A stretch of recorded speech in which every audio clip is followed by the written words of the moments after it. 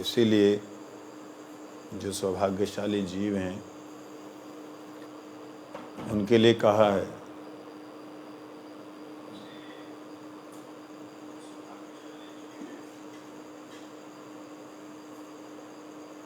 भारत भूमि ते हैलो जन्म जहार,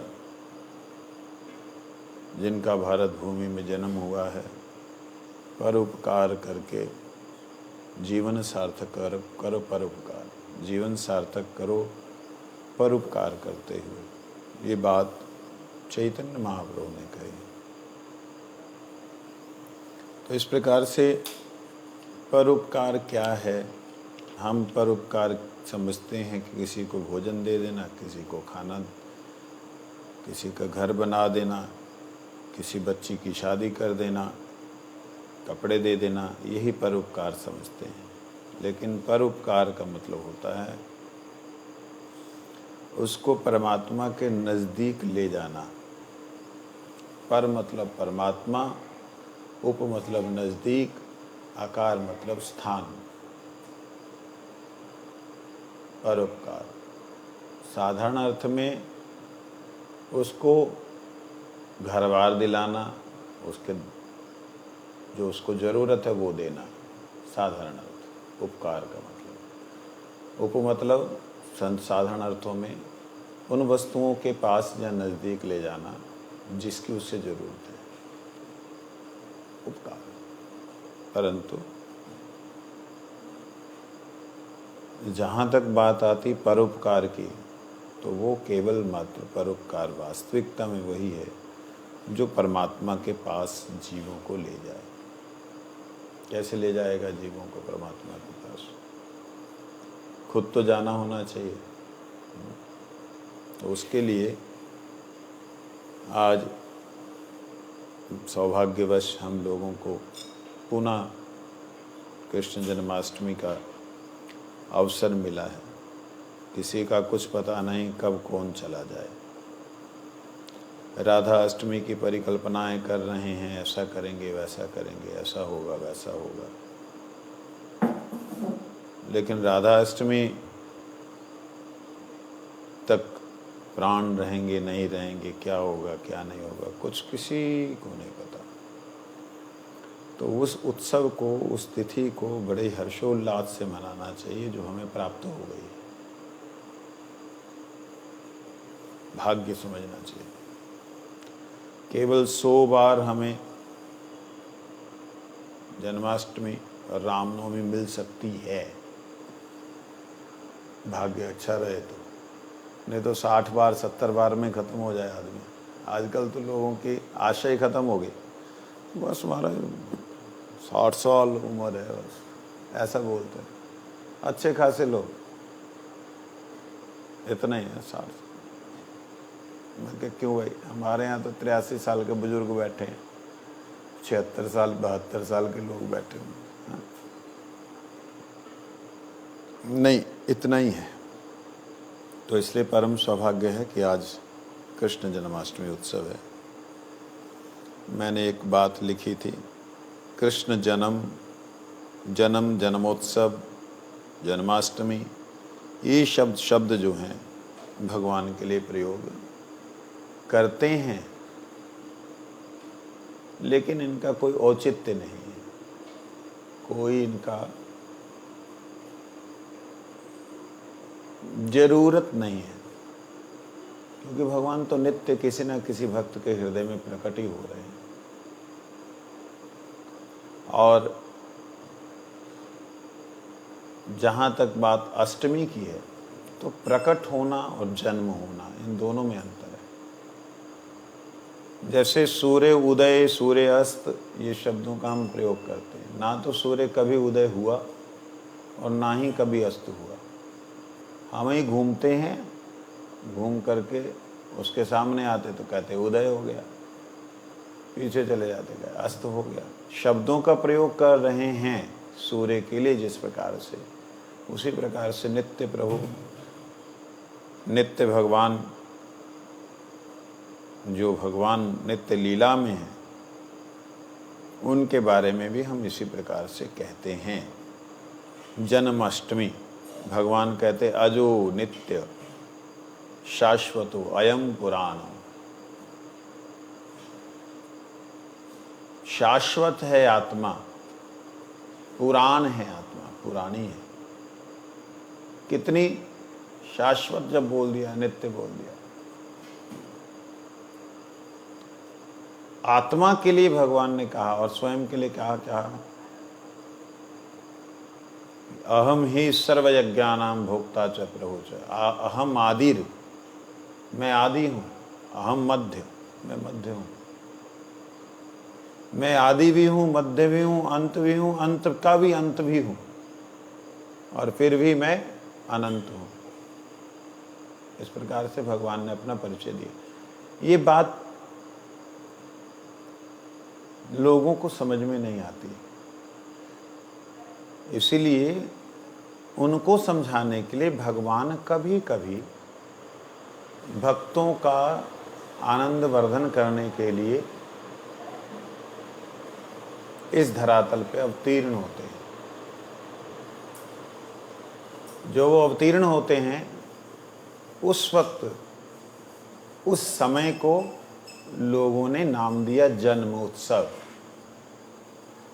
नहीं तो प्रैक्टिकली जिस भागवत में ठाकुर जी के जन्मोत्सव का वर्णन है, जहाँ जिन भी पुराणों में ठाकुर जी के जन्मोत्सव का वर्णन है, वहाँ कहीं नहीं लिखा कि माता के गर्भ से शंख चक्र गदा पद्म लेके आए, कहीं नहीं लिखा। राम जी का भी ऐसे ही है, नरसिंह जी का भी ऐसे ही है, बड़ा भगवान का भी ऐसे ही। जितने भी अवतार हुए हैं, लगभग सभी अवतारों का वर्णन ऐसा ही है कि भगवान उनके हृदय में प्रकट हुए और सभी देवी देवताओं ने उस हृदय रूपी गर्भ की स्तुति की, और जब भगवान उनके सामने प्रकट हुए तो चतुर्भुज रूप से प्रकट हुए। ऐसा वर्णन है। वै प्रकट कृपाला दीन दयाला कौशल्या हितकारी।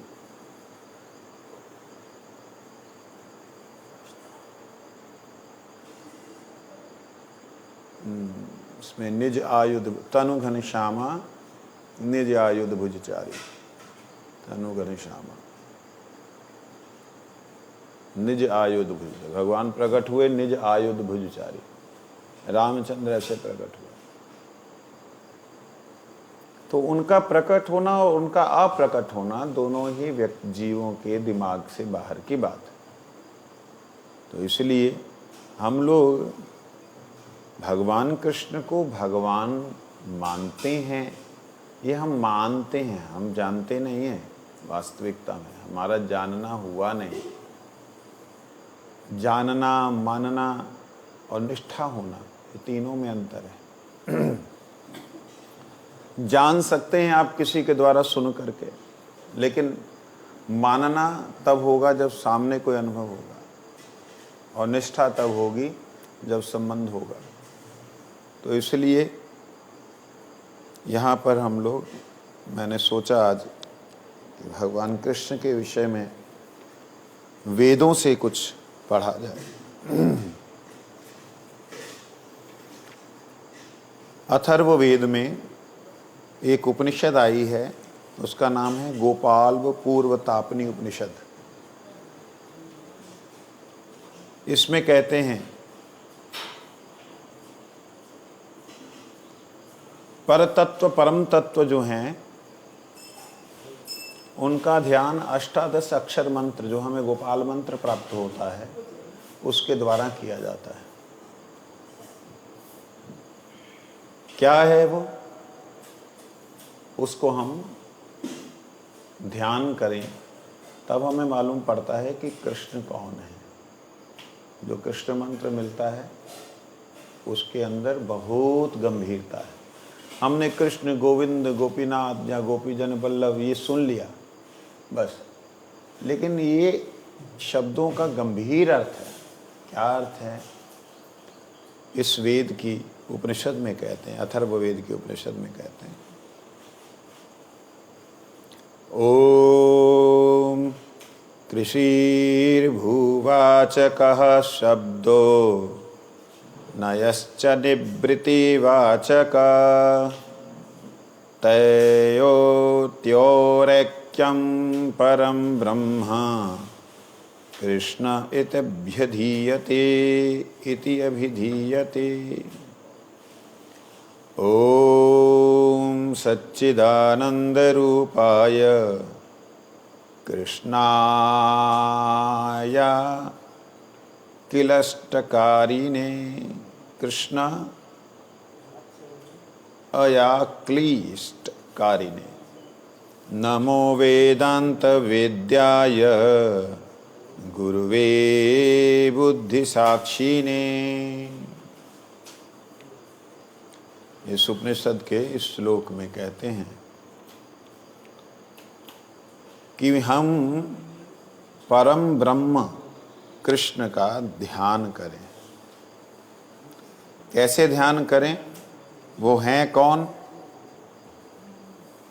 ओम कृषि भूवाचक शब्दो नश्च निवृत्तिवाचक। वो जो ओम शब्द है, उस ओम शब्द के भीतर एक ऐसा तत्व है, ओम जो है ना, उसके भीतर एक ऐसा तत्व है, एक ऐसा आकर्षण है जिसे कहते हैं आकर्षणी सत्ता। भूवाचक। भूवाचक क्यों कहा? हम इस संसार में हैं, हम संसार में होने के नाते आकर्षण किसे कहते हैं? हमारे दिमाग में आकर्षण एक ही जगह पे जाता है, जो चुंबक होती है मैग्नेट के प्रति, और उससे भी ज़्यादा आकर्षण किसमें? पृथ्वी में। जो मैग्नेट है वो लोहे को ही आकर्षण करती है, पृथ्वी पत्थर को भी आकर्षण करती है, धूल को भी आकर्षण करती है। पृथ्वी का आकर्षण जो है वो महान है, इसलिए उसमें किसी भी तरह से कोई भी बाधा पृथ्वी का आकर्षण में दिखती नहीं। तो इसलिए उसे कहा, यहाँ पे कृष शब्द का प्रयोग कृष कर्षण से लगाया है। जो आकर्षण करने वाली परम सत्ता है उसे कहते हैं कृष।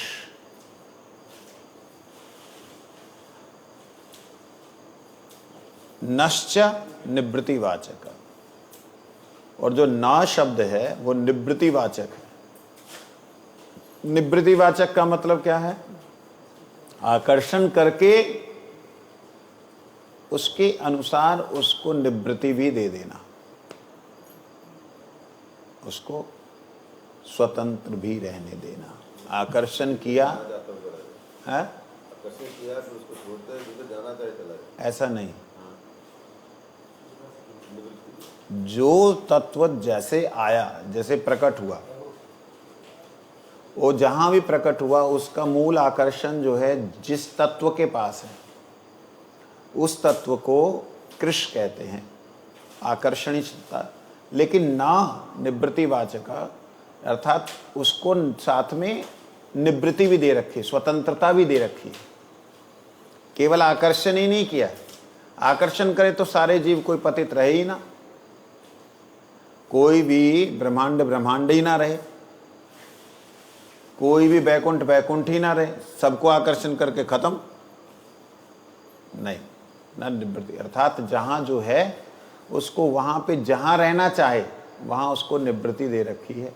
तुम जैसा रहना चाहो वैसा रहो, जिस ब्रह्मांड को जहां रहना वहां रहो, लेकिन सारे के सारे आकर्षित उसी के द्वारा है। आकर्षित मतलब संचालित, आकर्षित मतलब खिंचाव, आकर्षित का मतलब उनकी तरफ या उनके अनुसार उस तरफ खिंचाव, ये होता है निवृत्तिवाचक आकर्षण। तैर ऐक्यम परम ब्रह्म, कहते उन दोनों को जब एक कर लेते हैं तो कृष्णा, कृष्णा ये शब्द प्रकट होता है।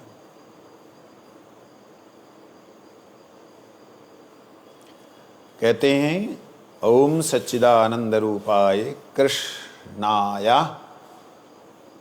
क्लिष्टकारिणे।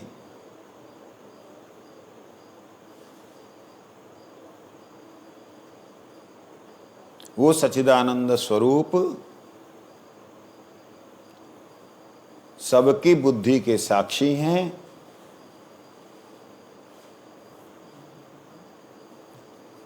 अक्लिष्टकारिणे, अर्थात कृष्णाय अक्लिष्टकारिणे, जो सब कुछ क्लेश रहित करने वाले, उन परम पुरुष को कैसे जानेंगे? नमो वेदांत वेद्याय गुरुवे बुद्धि साक्षिणे। कहते हैं श्री कृष्ण जो वेदांत द्वारा जानने योग्य, सबकी बुद्धि के साक्षी तथा संपूर्ण जगत के गुरु हैं, उनको सादर नमस्कार। नमो वेदांत वेद्याय। वेदांत वेद्याय मतलब जहां ज्ञान का अंत हो जाए वहां जिसको जाना जाए। जब आप सुनोगे, सुनते समय जब आपकी बुद्धि में होगा ये तो बाहर समझ नहीं आ रहा, समझ नहीं, कभी नहीं समझ सकते। प्रत्येक शब्द आपके भीतर जा रहा है और जाते हुए वो आपको एक अर्थ देके जा रहा है, और जितना अर्थ आपके समझ में आ रहा है उसको ग्रहण करें। नहीं तो जब आप पहले नकार देते हैं ना, पर्दा डाल देते हैं, तो कुछ भी नहीं समझ आएगा। इसलिए यहाँ कह रहे हैं वेदांत के द्वारा जो जाना जाए, वेदांत वेद्याय। तो वेदांत वेद्याय, वेदांत के द्वारा कैसे जाना जा सकता है? वेद मतलब ज्ञान, ज्ञान को ग्रहण करने वाली बुद्धि। बुद्धि जहां पे खत्म हो जाए वहां वेद खत्म, अर्थात ज्ञान खत्म हुआ। किसका? हमारा। हमारे ज्ञान के खत्म होने के बाद उनका ज्ञान आरंभ होता है, उनका अनुभव होता है। काछे काछे कर दो एक तो ये बात।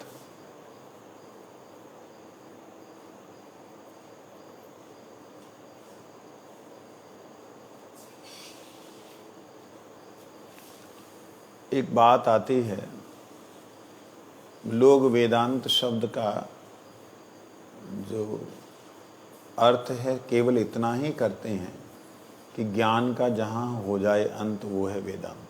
अक्सर इतना ही करते हैं, लेकिन इसका अर्थ ये होता है जहाँ पे ज्ञान जाकर के संपूर्ण हो जाए। ज्ञान अखिल ब्रह्मांडों का, परमात्मा का, ब्रह्म का ज्ञान जहाँ पे जाकर के पूर्ण हो जाए, अर्थात बेअंत हो जाए, अंत रहित हो जाए, अंत हो जाए, समस्त ज्ञान जहाँ पे जाकर के पूर्ण हो जाए। जैसे ना कई बार हम लोग बोलते हैं अमूल्य, अमूल्य है जी। अमूल्य का मतलब मूल्य रहित शब्द प्रयोग करते हैं ना, अमूल्य, लाजवाब, इसका कोई जवाब नहीं है, ऐसा बोलते हैं ना। तो ऐसे ही ये शब्द है वेदांत, क्योंकि जितना भी ज्ञान क्यों ना हो भगवान के सामने जाके शून्य हो जाता है। लेकिन जैसे वो ज्ञान शून्य होता वहीं कृष्ण का ज्ञान शुरू होता है। वेदांत वेद्याय इसलिए कहा। लेकिन वो होगा कैसे शुरू? इसलिए कृष्ण को गुरुवे बुद्धि साक्षिणे कहा कि आप मेरी बुद्धि के साक्षी हैं। हे गुरुदेव, आपको पता है कि मैं आपको कहाँ तक जाना हूँ, कहाँ तक नहीं जाना हूँ। आप कृपा करें, मेरे को आप समझा दें कि आप कौन क्या तत्व है। मेरे को समझ में कुछ भी नहीं आ रहा है। कहते एक समय की बात है, मुनियों ने सुप्रसिद्ध देवता ब्रह्मा जी से पूछा, कौन सबसे श्रेष्ठ देवता है? किससे मृत्यु भी डरती है? किसके तत्व को भली भांति जान लेने से सब कुछ पूर्णतः ज्ञात हो जाता है? किसके द्वारा प्रेरित होकर ये विश्व आवागमन के चक्र में पड़ा रहता है? विश्व आवागमन के चक्र में पड़ा रहता है। इन प्रश्नों के उत्तर में प्रसिद्ध ब्रह्मा जी ने इस प्रकार बोले, निश्चय ही कृष्ण सबसे श्रेष्ठ देवता हैं। गोविंद से मृत्यु भी डरती है। गोपीजन वल्लभ के तत्व को भलीभांति जान लेने से सब कुछ पूर्णतः ज्ञात हो जाता है। देखिए जो दीक्षा मंत्र है उसका अर्थ कर रहे हैं। स्वाहा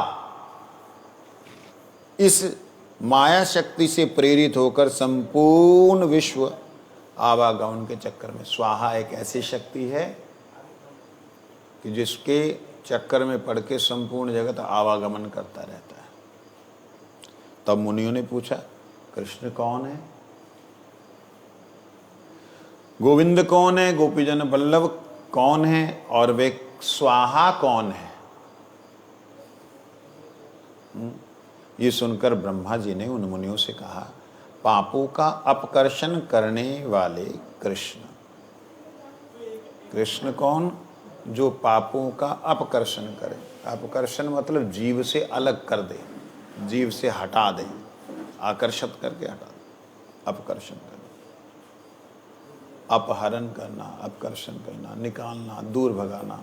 ये और कहते हैं वो है कृष्ण, गो, भूमि तथा वेदवाणी के ज्ञाता रूप से प्रसिद्ध गोविंद। गोविंद का अर्थ कर रहे हैं गो, भूमि, वेदवाणी के ज्ञाता रूप से प्रसिद्ध, सर्वज्ञ जो है, जो स्वामी है किनके? गाय के, भूमि के, वेदवाणी के, वो है गोविंद। और गोपीजन कौन है? जीव समूह। यहां पे गो का अर्थ क्या हो गया? आत्मा। पी मतलब आत्मा के द्वारा पान करने वाला जो तत्व है वो जीव। और जितने भी जीव समूह हैं वो अगर आत्मा ना हो तो कोई भी चीज का रस नहीं ले सकते। तो इसलिए कौन है वो? जीव समूह। वो है गोपीजन। गोपीजन सारे जीव जितने हैं गोपीजन है। अब यहाँ पे ना इस अर्थ को कई लोग अज्ञानतापूर्ण लगाते हैं, सब स्त्रियां हैं। पीछे हुआ था ना गुरु पूर्णों के टाइम पे, नारायण ही पति हैं, बाकी सब उनकी स्त्रियां हैं, ऐसे बोल रहा है पागल इंसान। जीव समुदाय, उसमें स्त्री पुरुष ये सब कुछ नहीं है। गो अर्थात आत्मा, पी मतलब पिबती, आत्मा के द्वारा जो परमात्मा के रस को पान करने वाले जीव हैं वही हैं गोपी जन।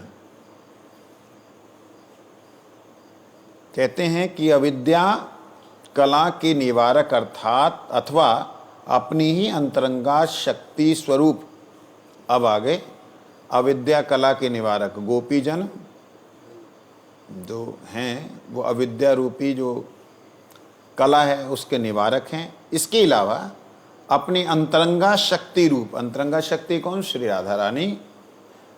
शक्ति रूप ब्रज सुंदरियों में सबोर से संपूर्ण विद्याओं एवं 64 कलाओं का ज्ञान भर देने वाले गोपीजन बल्लभ।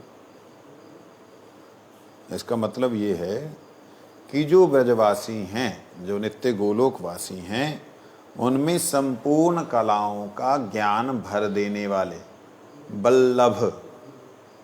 बल्लभ का मतलब होता है भरता।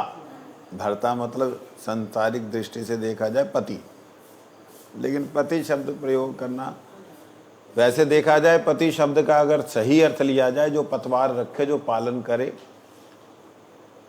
पति जो पालन करे और विपत्ति में जो आपका रक्षा करे।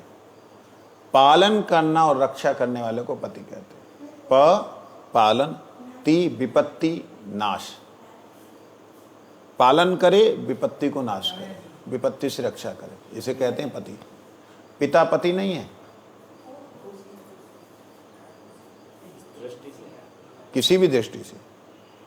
ये जो हमारी द्रौपदी मुर्मू है, ये पति नहीं है,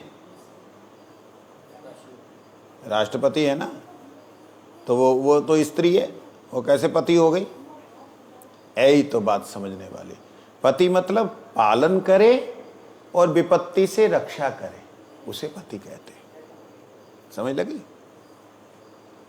तो ये पति शब्द का अर्थ ये है, परंतु संसार में पति शब्द का अर्थ पहुंच जाता है केवल पति पत्नी, स्त्री पुरुष और उनका आपस में जो है जो संबंध है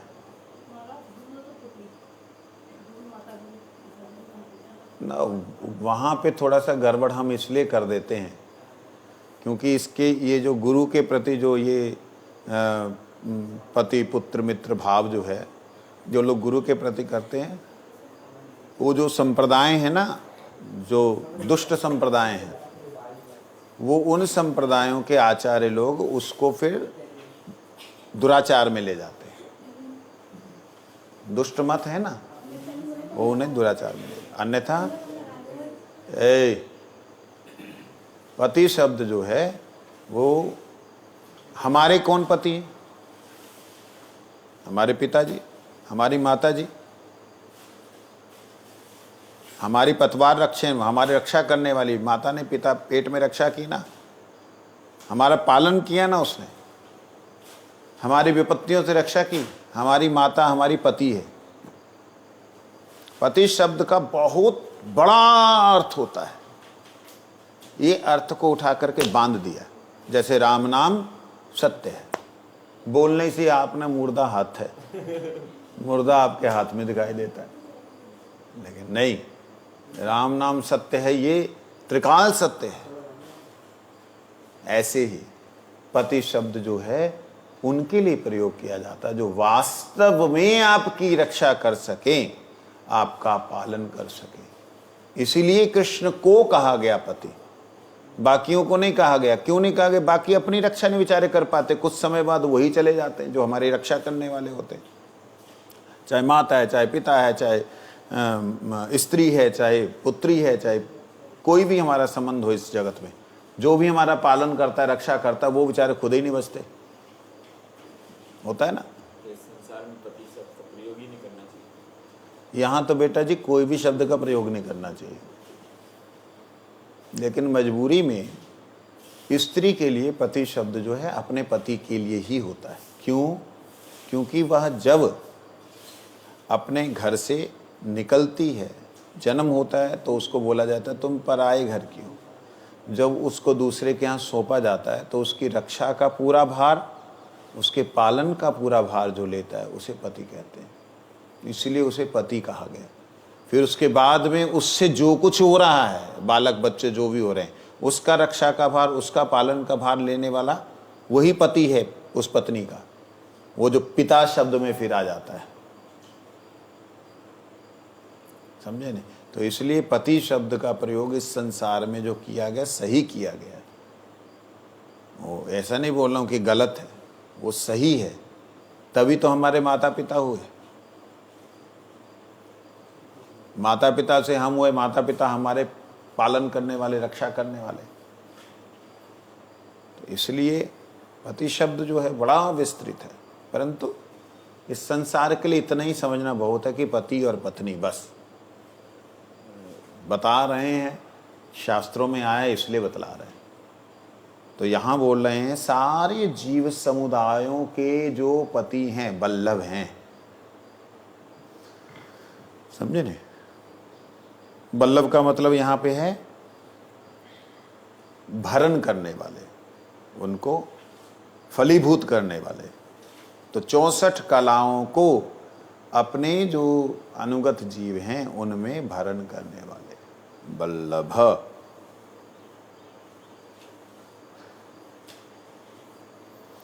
और इनकी माया शक्ति स्वाहा है। स्वाहा जो है माया शक्ति, ये सब कुछ वह परब्रह्म ही है। अंडरलाइन, ये सब कुछ वो परब्रह्म ही है। अब सारे के सारे, गोपी भी उसमें आ गई, जीव भी उसमें आ गई, सब कुछ क्या है? तो जीव भी परब्रह्म हो गया? नहीं, मतलब परब्रह्म से परब्रह्म में है। अलग अलग दिखला रहा हूं मैं, समझना ये होगा जो कुछ अलग अलग दिखा रहा हूं वो परब्रह्म से परब्रह्म में परब्रह्म ही है, ऐसा बोला जा रहा है। ये जो हम लोगों का दीक्षा मंत्र है, इसमें गोविंद इसमें कृष्ण गोविंद गोपीजन वल्लभ ये शब्द आया है, उसका अर्थ करते हुए बोला जो स्वाहा है, इसका मतलब ये सब कुछ जो दिख रहा था, दिख रहा है, वो उन्हीं की परम शक्ति से परम शक्ति में है, इसलिए सब कुछ ये मंत्र रूप से ही साक्षात वो परमात्मा है, इस मंत्र रूप में। इसलिए मंत्र को साधारण नहीं समझना चाहिए। हमारे कई वैष्णव लोग बहुत सालों से साधना करते हैं, वास्तविकता में जो साधना करते हैं वो साधना के रूप में नहीं करते। साधना करते हैं, साधना के रूप में करने का मतलब जिस विधि से मंत्र को जप करना चाहिए, जिस विधि से मंत्र के प्रति शरणागत होना चाहिए, जिस विधि से मंत्र जप करने से पहले और मंत्र जप करने के बाद, पहले संकल्प लेना पड़ता है मंत्र जप का, बाद में अर्पण करना पड़ता है मंत्र जप करके, वो सब कुछ नहीं करते। इसलिए कई लोगों ने किया भी, लेकिन वो पागल हो गए। कई लोगों ने, मेरे सामने बहुत है, 5-7 तो गिने दिमाग में है, नाम नहीं बोलूंगा। क्यों हो गए? कारण क्या हुआ उसका? उसका कारण जो विधि उन्होंने धारण की वो विधि प्रॉपर नहीं थी, उसमें गुरु का स्थान नहीं था, गुरु का आधार नहीं था। कृष्ण मंत्र एक प्रकार से सूरज के समान है, भक्ति एक प्रकार से कमल पुष्प के समान है। और जल, भक्ति विनोद ठाकुर जी लिखते हैं इस बात को चैतन्य शिक्षामृत में, जल जो है, शायद जैव धर्म में जो भी है, जल जो है वो गुरु का स्थान लेता है। तो जब भी जीव भगवान की तरफ आकर्षित होता है, उस वक्त जीव को अगर गुरु रूपी जल का आधार ना मिले तो जिस रोशनी को, जिस किरणों की सूरज को देख के वो खिलता है, वही सूरज की किरणों को हजम करने की शक्ति नहीं रहती, क्योंकि उसके अंदर जल का निरंतर अभाव है।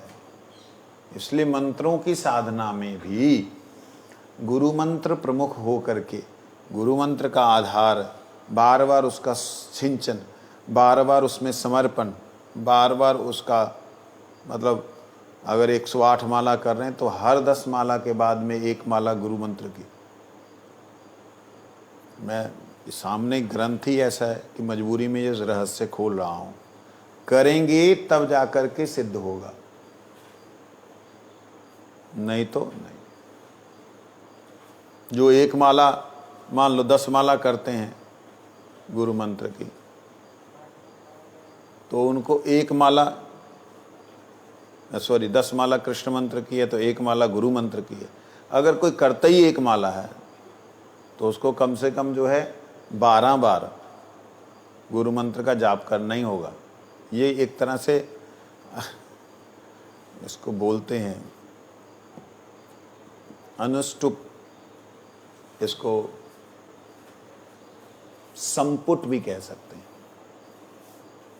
संपुट एक ऐसा सिद्धांत है वेद में कि आपने अगर संपुट लगा के मंत्र बोला है तो मंत्र ने अपनी क्रिया करनी ही है। संपुट का मतलब क्या हो गया? शुरू में और अंत में उसको बीज मंत्रों के द्वारा बांध दीजिए तो मंत्र की क्रिया वहीं पे रहेगी। ऐसा होता है। वो संपुट कैसा होता है? गुरु मंत्र रूपी संपुट। संपुट मतलब दूसरा अर्थ ये होता है ऐसे करके पिटारा, उसे संपुट भी कहते हैं। समझ रहे? कोई धन को रखने के लिए संपुट, संरक्षित करके रखना। तो इसलिए संपुट जो है वो गुरु मंत्र होता है। क्यों गुरु मंत्र है? गुरु मंत्र क्यों है? उसका कारण गुरु मंत्र संपुट का क्यों है? क्योंकि गुरु के द्वारा प्राप्त हुआ है मंत्र।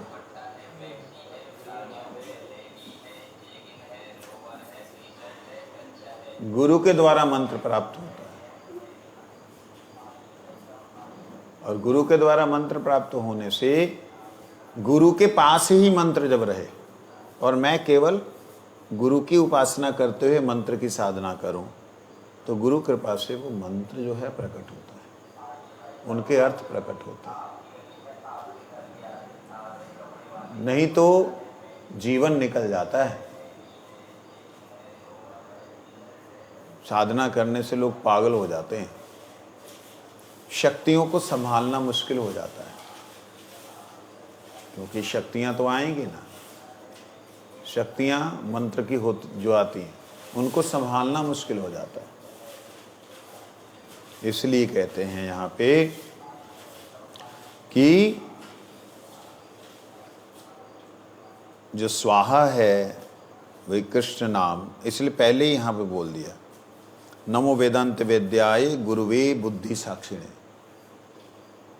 कि मैं आप सब कुछ करने वाले सर्वसमर्थ हैं, लेकिन गुरुवे बुद्धि साक्षिणे, मेरी बुद्धि के आप साक्षी हैं प्रभु, मेरे को आप जानते हैं मैं कितना अल्पज्ञ जीव हूँ।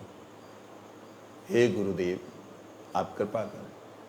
तो गुरुवे, ये तो गुरु शब्द जो है स्वाहा को अगर आप देखें शक्ति के रूप में, तो स्वाहा को गुरु के रूप में भी अगर मान लें तब भी प्रभाव होता है, लेकिन लोग इसका अर्थ ही नहीं समझते। स्वाहा मतलब स्वाह, मट्टी डालनी, अग्नि में डाल दिया, राख को स्वाह बोलते हैं पंजाबी लोग, पता है। तो जो मंत्र आगे किया है उसको समर्पण गुरु को करना, स्वाहा के नहीं, स्वाहा मतलब गुरुदेव ही इस मंत्र को आगे लेके जाएं, मेरा कोई समर्थ नहीं है इस मंत्र के अधिष्ठात्री देव तक पहुंचने का। स्वाहा ये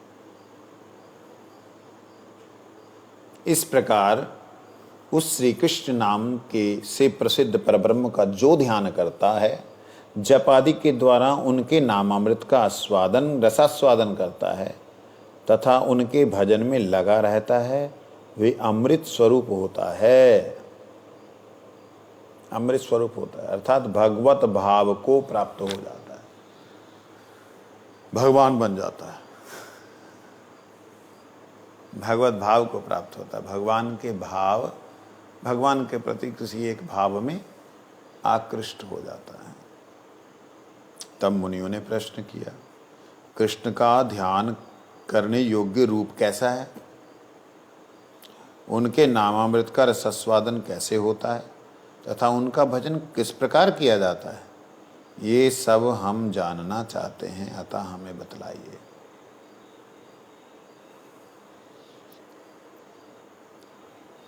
एक समाज है, अपने आप को बहुत विशेष पंडित समाज मानते हैं वो लोग, वो पुराणों को नहीं मानते, कहते पुराण आधुनिक है। उपनिषदों को मानते हैं, सिर्फ 12 उपनिषदों को या 10 उपनिषदों को मानते हैं। 108 उपनिषदें कहते सब अपने अपने लोगों ने बना ली। ओ भाई, जो तुम्हारी अक्ल में आ रहा वही मानोगे, ये तो बुद्धिमानी का काम नहीं। अच्छा, वेदों में से भी कहते, वेदों में भी एडल्ट्रेशन किए, वेदों में भी मिलावट की है, मतलब तुम जो बोल रहे हो वही सत्य है, तुम्हारी समझ में नहीं आ रहा तो इसका मतलब असत्य है। अचानक से उनका ध्यान आ गया, क्योंकि यहां कह रहे हैं भगवान श्री कृष्ण का हम ध्यान करना चाहते हैं, उनके नामामृत का रसास्वादन करना चाहते हैं, कैसे सब संभव है बताइए। तब वे हिरण्यगर्भ ब्रह्मा जी स्पष्ट शब्दों में उत्तर देते हुए बोले, भगवान का ध्यान करने योग्य रूप इस प्रकार से है। कैसे हैं? ग्वाल बालक सा वेश है उनका, नूतन जलधर के समान वर्ण है उनका, किशोर अवस्था और वे दिव्य अलंकारों से परिवेष्टित कल्प वृक्ष के नीचे विराजमान है। वो कैसे हैं? कल्प वृक्ष का मतलब कल्पना करें वो फल दे। आप लोग भी इस वेद मंत्र को पाठ करेंगे, सत्पुण्ड्रिकनयनं सत्पुण्ड्रिकनयनं मेघाभं विदुताम्बरं मेघाभं विदुताम्बरं द्विभुजं ज्ञानमुद्राढ्यं द्विभुजं ज्ञानमुद्राढ्यं वनमालिनमीश्वरम् परमाविनमीश्वरं गोपगोपी गवावीतं गवावीतं सुरद्रुमलताश्रितं सुरद्रुमलताश्रितं दिव्य अलङ्कारणोपेतं कारणोपेतं रत्नपङ्कजमध्यगम् रत्नपङ्कज मध्यगम् कालिन्दीजलकलोलसङ्गी कालिन्दीजलकलोलसङ्गी मारुतसेवितं मारुतसेवितं चिन्तयन्श्चेतसा चिन्तयन्श्चेतसा कृष्णं मुक्तो भवति संसृते कृष्णं मुक्तो भवति संसृते। भगवान के नेत्र विकसित श्वेत कमल के समान परम सुंदर है। सत पुंड्रिक नयनम, नयन है उनके। यहाँ जिनका वर्णन कर रहे हैं, बिनु पग चले सुनई बिनु काना, बिनु कर करहि कर्म विधि नाना, उनका वर्णन कर रहे हैं। बिना पैरों से चलते हैं, बिना हाथों से करते हैं, बिना मुंह से बोलते और खाते हैं। वो उनके मुंह का, उनकी आंखों का वर्णन कर रहे हैं। बात को समझिएगा। स्वप्ना, क्या तू पैरों से भागता है सपने में? कैसे भागता है? सपने में दौड़ रहा है तो बिना पैरों के दौड़ता है? हाँ, सपने में जो व्यक्ति को दिखाई देता है वो मनमय पैर हाथ होते हैं, मनोमय, फिजिकल नहीं होता है। इसी तरीके से ज्ञानमय भगवान के सारा जो है सब कुछ ज्ञानमय है। उनकी आँखों से वो सब कुछ ग्रहण कर सकते हैं, दे सकते हैं, ले सकते हैं, सृष्टि उत्पन्न कर सकते हैं, लय कर सकते हैं। आँखों से किसी का चुंबन भी ले सकते हैं, आँखों से किसी को ताड़ भी सकते हैं, आँखों से किसी को जन्म भी दे सकते हैं, आँखों से किसी को मार भी सकते हैं, कुछ भी कर सकते हैं। मनुष्य में भी इसकी थोड़ी सी छाया शक्ति है।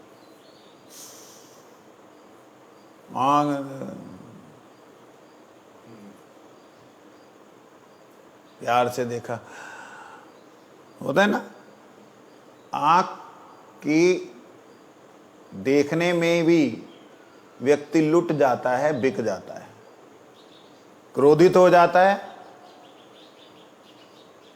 और आँख से देखने से ही खाना में पेट भी भर जाता है, मतलब तृप्ति हो जाती है। इस प्रकार से होता है संसार में भी। उंगली के इशारे से भी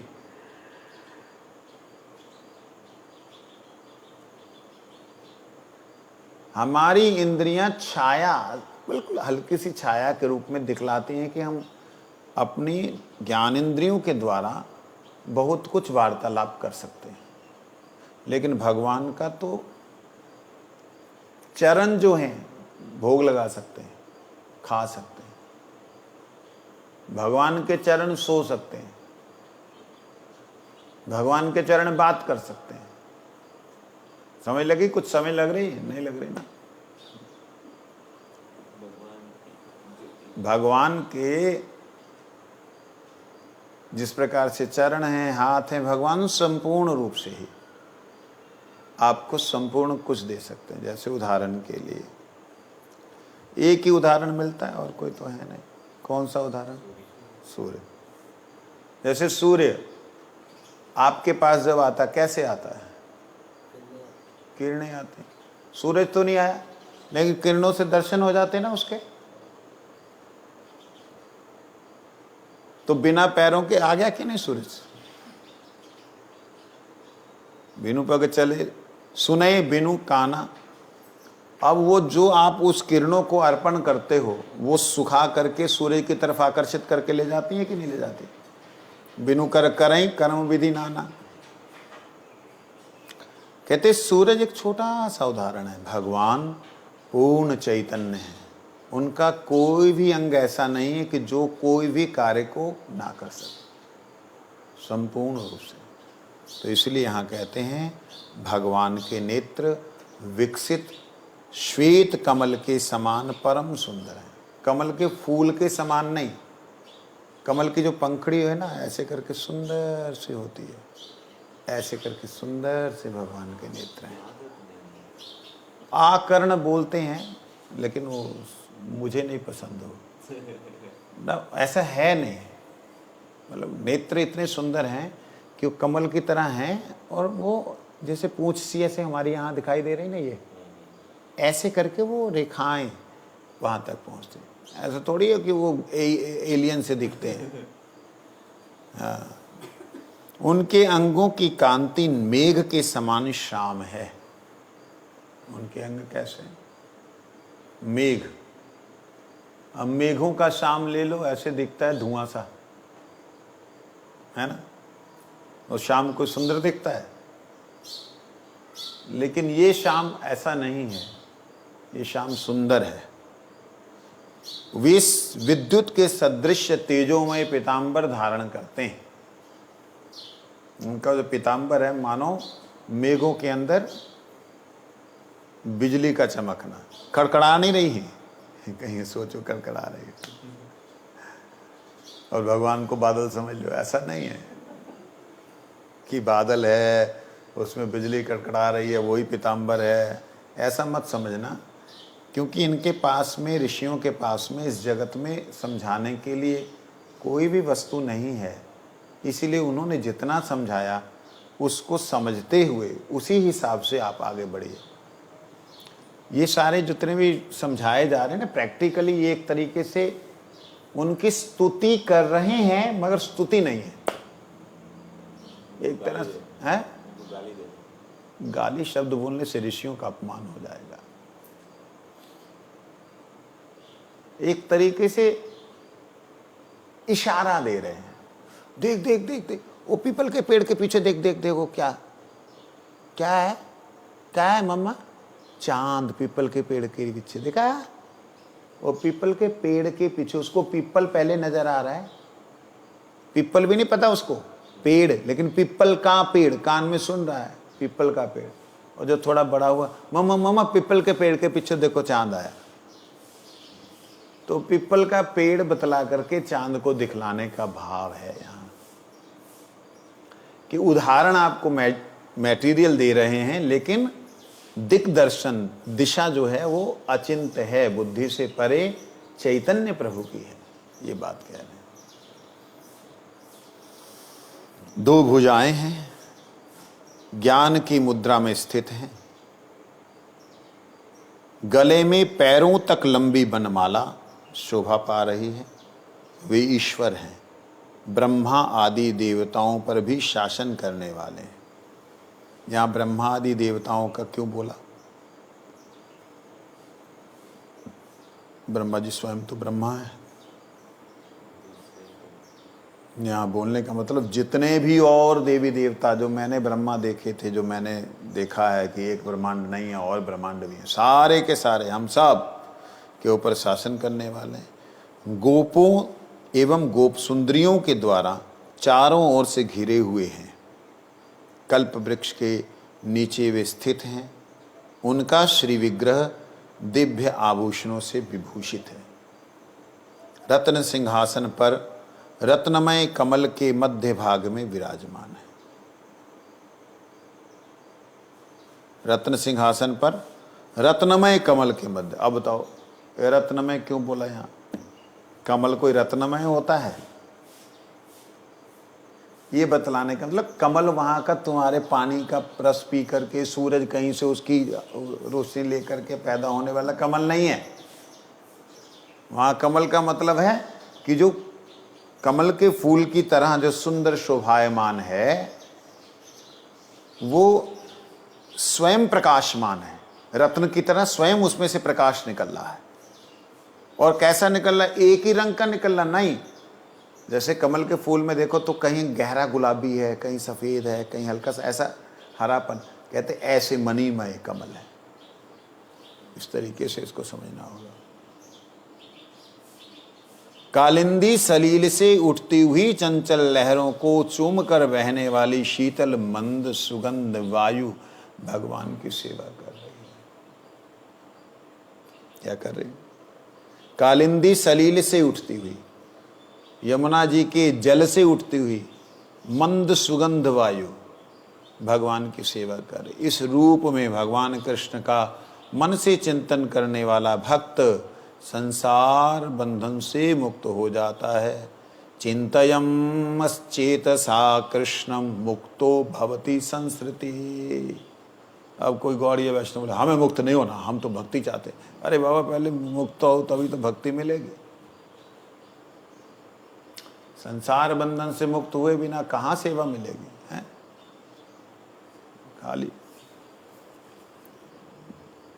वंशा करो अष्टमी।